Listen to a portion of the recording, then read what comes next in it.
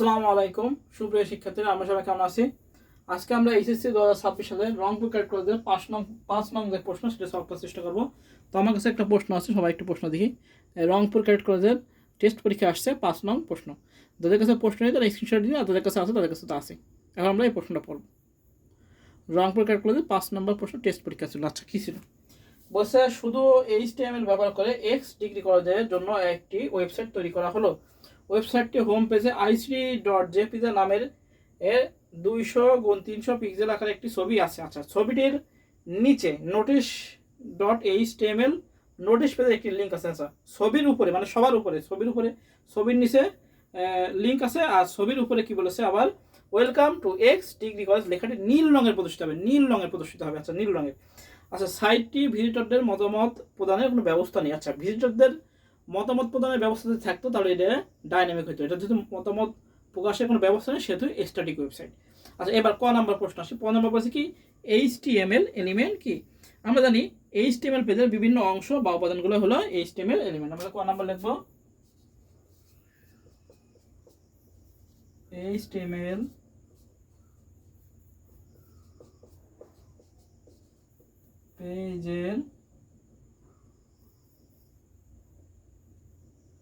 পেজের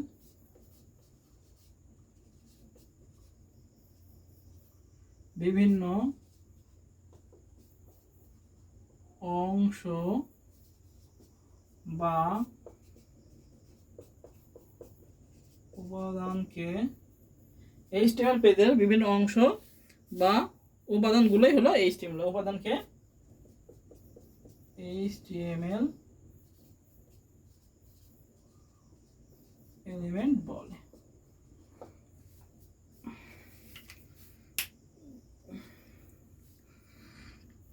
HTML কি লিখবো? HTML এর বিভিন্ন অংশ বা উপাদানকে HTML এলিমেন্ট বলে।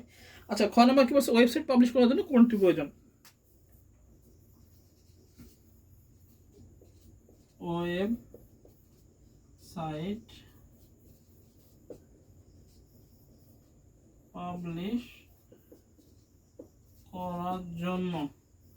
ওয়েবসাইট পাবলিশ করার জন্য আমাদের কোনটা প্রয়োজন? আমরা দেখবো ওয়েবসাইট পাবলিশ করার জন্য আমাদের আইপি অ্যাড্রেস প্রয়োজন। কি প্রয়োজন? আইপি অ্যাড্রেস প্রয়োজন। আচ্ছা, ওয়েবসাইট পাবলিশ করার জন্য আমাদের কি প্রয়োজন? আমাদের আইপি অ্যাড্রেস প্রয়োজন। আর আইপি অ্যাড্রেস মানে কি? Internet protocol address. এখন ইন্টারনেট যুক্ত প্রতিটি কম্পিউটারে একটি নির্দিষ্ট ঠিকানা থাকে, এই ঠিকানাকেই কি বলা হয়? আইপি অ্যাড্রেস বলে। আমরা এভাবে লিখবো যে ওয়েবসাইট পাবলিশ করার জন্য আমাদের পাবলিক আইপি অ্যাড্রেস প্রয়োজন। আমাদের ওয়েবসাইট পাবলিশ করার জন্য আমাদের কি প্রয়োজন? Public IP address. আর আমরা ওই লিখে দিই আইপি অ্যাড্রেস থেকে, আর লিখে দিই পাবলিক। আচ্ছা, ওয়েবসাইট পাবলিশ করার জন্য আমাদের পাবলিক আইপি অ্যাড্রেস প্রয়োজন। এবার লিখবো আমরা এইভাবে যে এটি হলো ইন্টারনেটে ওই কম্পিউটারে একটি নির্দিষ্ট ঠিকানা। বিভিন্ন প্রতিষ্ঠান ওয়েব হোস্টিং সেবা প্রদান করে থাকে যেখানে ওয়েবসাইট রাখা ও পাবলিশ করা যায়। আইপি অ্যাড্রেস মানে মনে রাখা সহজ নয় বলে ডোমেইন নাম ব্যবহার করা হয়। যেহেতু আইপি অ্যাড্রেস সংখ্যায় লিখিত হয়, ইন্টারনেটে ডোমেইন নেম কিনতে পাওয়া যায়, তারপর ডোমেইন নেমের সঙ্গে ওয়েব হোস্টিং সার্ভারে একটি সংযোগ প্রতিষ্ঠা করতে হয়, তাহলে ব্রাউজার ওই ডোমেইন নেম লিখলে ওয়েবসাইটটি পাওয়া যাবে। তো আমাদের কি দরকার? ওয়েবসাইট পাবলিশ করার জন্য কি করতে হবে? পাবলিক আইপি অ্যাড্রেস প্রয়োজন। আইপি অ্যাড্রেস হলো ইন্টারনেটযুক্ত প্রতিটি কম্পিউটারে একটি নির্দিষ্ট ঠিকানা থাকে, ওই ঠিকানা কি বলে? আইপি অ্যাড্রেস বলে। আইপি অ্যাড্রেস লেখা বোঝা কষ্ট করার জন্য ডোমেইন নাম ব্যবহার করা হয়। এবার ডোমেইন নেমের সাথে কি করা হয়? ডোমেইন নেমের সাথে ওয়েব হোস্টিং সার্ভারে একটি সংযোগ প্রতিষ্ঠা করা হয়, তাহলে ব্রাউজার ওই ডোমেইন নাম লিখতে ওয়েবসাইটে কি দেখা যায়। মোটামুটি এভাবে নিজেদের মতো করে লিখে দেবো। আচ্ছা, খ নম্বর কি বলছে? উদ্দীপক উল্লিখিত হোম পেজ তৈরির জন্য একটি HTML কোড লেখো। আচ্ছা, তাহলে হোম পেজ তৈরির জন্য আমাদের HTML কোড লিখতে বলেছে, তো আমরা লিখি হোম পেজ তৈরির জন্য HTML কোড। ক নাম্বার,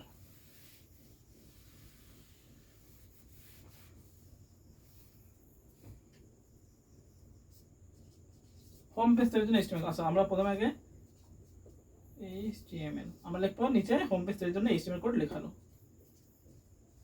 হেডের মধ্যে কি থাকে?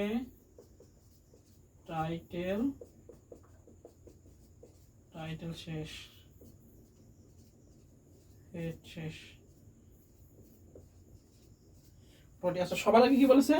ছবির উপরে ওয়েলকাম টু এক্স নীল রঙের প্রদর্শিত। আচ্ছা, এটা আমরা হেডিং দিয়ে লিখি, তাহলে H2 বা H3 বড় করে লিখি।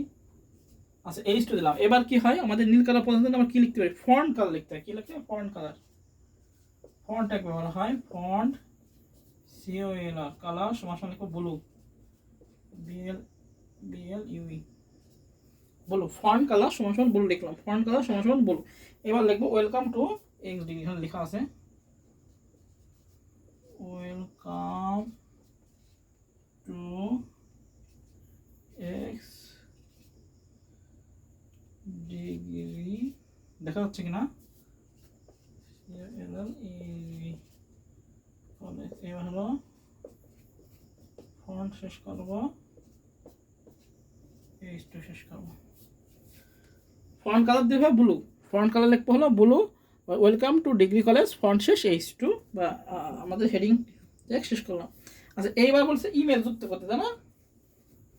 আচ্ছা ইমেজ যুক্ত করি এবার। তাহলে ইমেজ যুক্ত করার জন্য কি ট্যাগ হবে, ইমেজ সোর্স। প্রথমে ইমেজ লিখতে হয়, তারপর SRC সমান সমান ইমেজের নাম। ইমেজের নাম কি আছে, ICT.jpg। এবার হোয়াইট হাইট আসবে, এবার আসবে হোয়াইট, WIDTH। হোয়াইট সমান সমান দেওয়া আছে কত, 200। হাইট HEIGHT, হাইট সমান সমান দেওয়া আছে হলো 300। ইমেজ সোর্স ICT.jpg, হোয়াইট আর হাইট।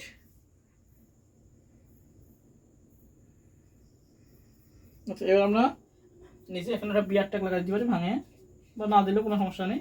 বিয়ার ট্যাগ দিয়ে এবার নিচে আমরা এবার আছে লিঙ্ক তৈরি করতে পারছি না। আচ্ছা বলছে নোটিশ নামে HTML পেজে, ছবিটির নিচে .html নামে নোটিশ পেজের একটা লিঙ্ক আছে, নোটিশ পেজের একটা লিঙ্ক আছে। তাহলে আমাদের করতে হবে এ দিয়ে হিরিপ সমান সমান http://notice.html দিয়ে নোটিশ দিয়ে আমরা এটা শেষ করবো। HTML হ্যাঁ দুটো কমা এটা বাইরে চলে গেল। এবার কি করবো, বডি শেষ করবো।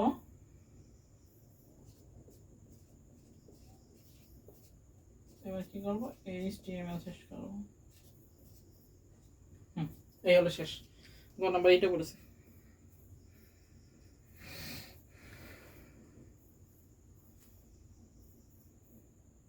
শেষ। কি বলেছে, প্রথমে বলেছে হলো ICT.jpg নামের একটা ছবি আছে। আচ্ছা ছবির নিচে লিঙ্ক আছে। এবার বলেছে ছবির উপরে কি আছে, এবার welcome to x degree college. তাহলে H2 বলেছে ব্লু কালারে লেখা হবে। তাহলে ফন্ট কালার লিখলাম, আমাদের পি স্টাইল লিখতাম ব্লু, তাও কিন্তু হইতো, পি স্টাইল দিয়েও লেখা যায়, কোনো সমস্যা নেই। পি স্টাইল দিয়েও লেখা যায়, পি ট্যাগ দিয়েও লেখা যায়। তো আমরা ফন্ট লিখলাম, ফন্ট কালার ফেস সাইজ। আচ্ছা দুইটা হলো এই অ্যাট্রিবিউট, ফন্টের কালার হলো কালার ফেস সাইজ, তিনটা আছে ফন্টের অ্যাট্রিবিউট। তো H2 তে লিখলাম বড় করে, font colour blue, welcome to x degree college, font শেষ করলাম, H2 শেষ করলাম। ইমেজ সোর্স দিয়ে URL এখানে লিখলাম হোয়াইট হাইট দিয়ে বিআর দিয়ে নিচে আসলাম, হিরিপ দিয়ে এটা লিঙ্ক বলেছে http://www নোটিশে ক্লিক করে এটা যাবে, এটা শেষ করলাম, বডি শেষ করলাম, H2 শেষ করলাম। এটা লোক। এবারে ঘ নাম্বার, উদ্দীপকে ওয়েবসাইটটি কোন ধরনের ওয়েবসাইট নির্দেশ করে, উত্তরের পক্ষে যুক্তি দাও। উদ্দীপকের ওয়েবসাইটটি কী ছিল, এখানে লেখা ছিল শেষে যে ভিজিটরদের মতামত প্রদানের কোনো ব্যবস্থা নেই। তাহলে জিনিসটা অবশ্যই স্ট্যাটিক। তাহলে আমরা ঘ নাম্বার লিখবো কি,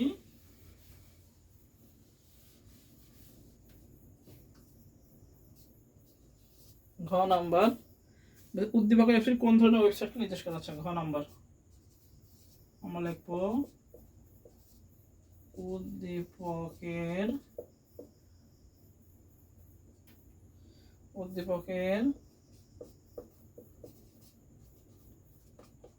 ওয়েবসাইটটি স্ট্যাটিক ওয়েবসাইট নির্দেশ করে।